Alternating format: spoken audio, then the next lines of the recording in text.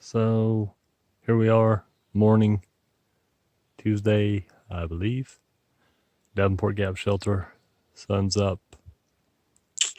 I don't know what time it is. We didn't get out of bed till 6:30 since we were going to Nero in a standing bear today. So we got about 4 miles to go to get there. And we're going to relax, eat some food, see if our box is there. Forgetful Bear is going to do his resupply, and we're just going to hang out. So I'll catch you up when we get there. Oh, here we are. We are out of the park. Some people just came up. Day hikers, I think. We're getting ready to head across the road. And then head to Standing Bear. Oh, we're down here at the Little Pigeon. Water's flowing good. Icy, icy cold. Whew. Making pretty good time. Can hear I-40. We just passed under some power lines a few minutes ago. So, all right, we're gonna keep heading towards Standing Bear. All right, so yeah, we can stay on this side. We're trudging along, about to go under I-40. Man, this lower elevation, the heat is killing.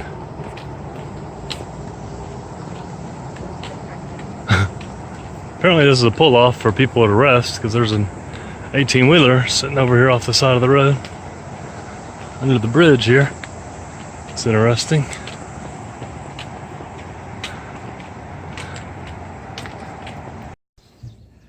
Alright, so we met at Standing Bear, ate some pizza, drank some soda, washed some clothes. You can see there's the wash house over there with Forgetful Bear trying to hide from the camera.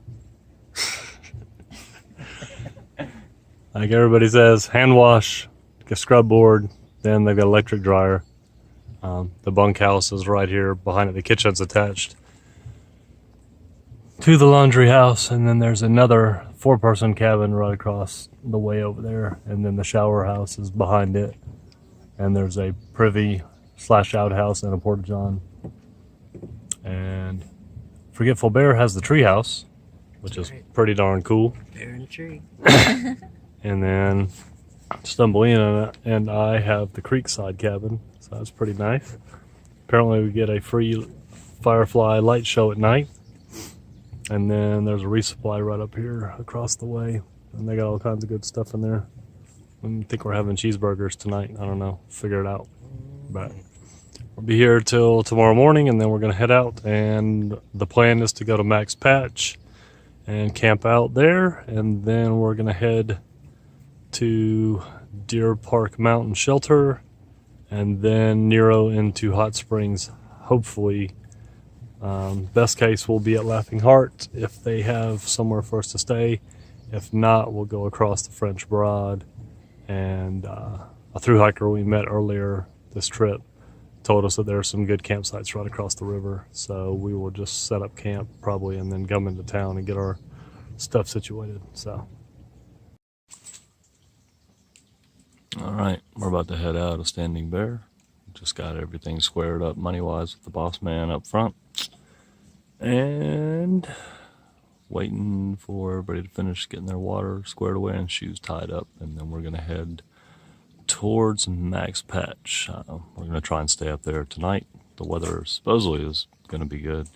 So we're going to see how that pans out. And then after that, we're going to push almost to Hot Springs, but not all the way. We're planning on stopping at Deer Mountain Shelter, and then we'll push in for a Nero into Hot Springs and then assess from there.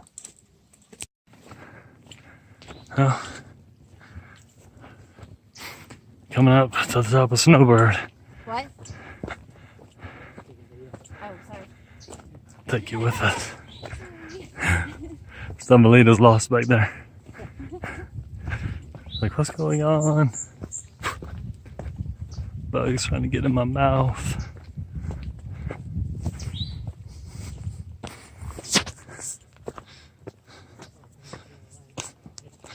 Sorry about that. The camera tried to jump out of my hand.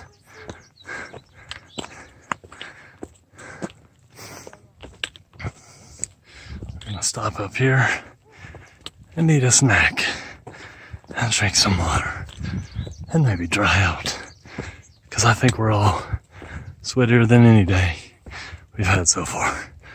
Oh my gosh, it's hot.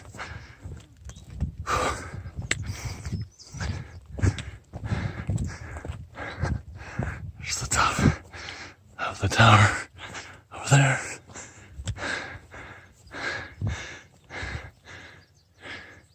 Here's some people's coming up. You see the mountains in the background. Whew.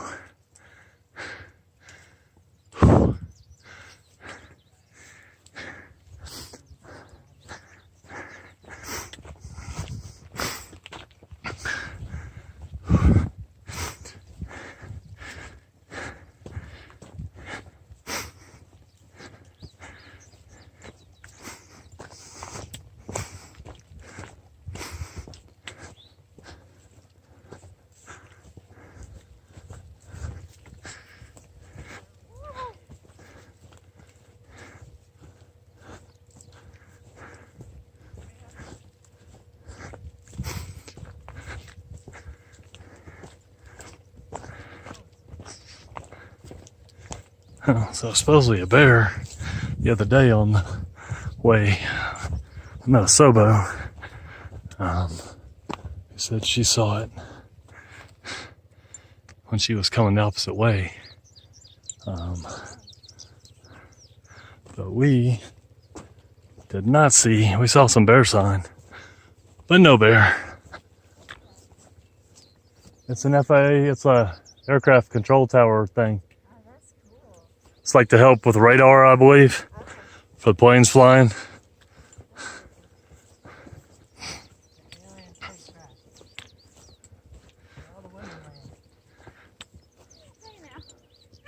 That's funny. Everybody else's video, I guess they got up real close to it. That or it's just been so much less vegetated than now. Yeah, I guess it is. So that's what it looks like in summer. You can barely even see the thing. What? Right. Oh, hey. All right, it's time to pick blueberries. I'll catch you in a little bit. All right, so we stopped to eat some food, drink some water, get some more water. We are at Groundhog Creek Shelter, the infamous warped floor shelter. There's a ton of tent sites here. Almost everyone has fire rings. Pretty nice. I don't know how well you can see how warped this floor is, but it's ridiculous. Although I guess if your feet were swollen, you could easily prop your feet up in here, so that'd be good for that. Bear cable's over there. The water is flowing pretty good. It took me about 20, maybe 30 seconds to get a 4-liter bag full. There's about an 8 to 10 inch deep pool below the waterfall that I filled from, so I could have just scooped the bag in there and had it full instantly, probably. But water's flowing really good. Saw a lot of bear sign, but we haven't seen any bears. There is a large tree blocking the shelter trail that we had to crawl over to get down here, though. So, all right. Just a little preview of what's to come. We are on our way up to Max Patch, almost to the top. And man, this is incredible.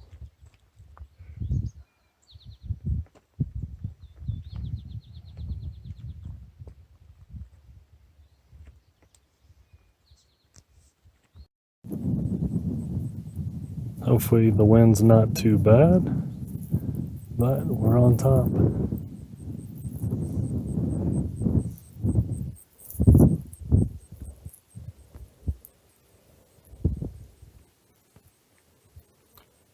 Now the plan is we're going to hang out up here till 6 o'clock, and there's some gray clouds hanging around in different spots. We're going to see what happens with the clouds, and then we are going to decide at 6 whether we're going to head down into the tree line. We heard from a 2012 through hiker that there was some good tent spots down there. And so we will do that if needed. And if not, we are probably going to stay right here at this site we found. Little fire ring. It's fairly level for what it is up here. So we're going to potentially set up camp right here, and then watch the sunset, of course, and then hopefully get a good sunrise in the morning. And then we're going to head to Deer Park Mountain, I believe. We watered up down there at the spring. Water was flowing really good. It was ridiculously cold. Went ahead and tanked everything up for tonight, knowing that there's shelter water at the next shelter in about 1.9 miles. So that is the plan for now. I'll get back with you in a little while. I'll figure out video while I'm checking these out. We decided not to camp up on the top. Storm clouds keep rolling through, and we had heard that there's potential for rain tonight, and you don't want to be caught up there in the lightning or heavy wind. So we had been told by a 2012 through hiker we met at Molly's Ridge that there are some really good spots right past the once you drop into the tree line. So we are checking those out. We are at the first site right now. It has one really good tent spot and then one questionable spot. So I'm just kind of checking out some of these other ones to see what we're looking at. Plus these are a little bit further off the trail, which I guess is good and bad. But this one has a lot of flat spots. A little rooty, I guess, in some spots, but logs. Some more spots over here. Maybe a little rooty, but we've only got 2 tents, so shouldn't be terrible. That's got a really nice fire ring. And there's no trash in it compared to the one up there. The one up top has an ibuprofen bottle and all kinds of crap. And it seems like these just keep going on and on and on and on and on. It's kind of crazy. That's green wood that somebody cut over there. Thanks a lot, green wood cutter. This one kind of puts us a little far off the trail, but that may be good. I don't know.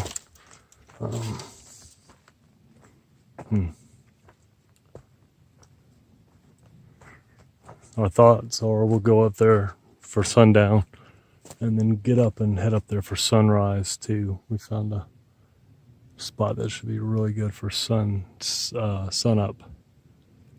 All right, I'm gonna head back up and see what they want to do.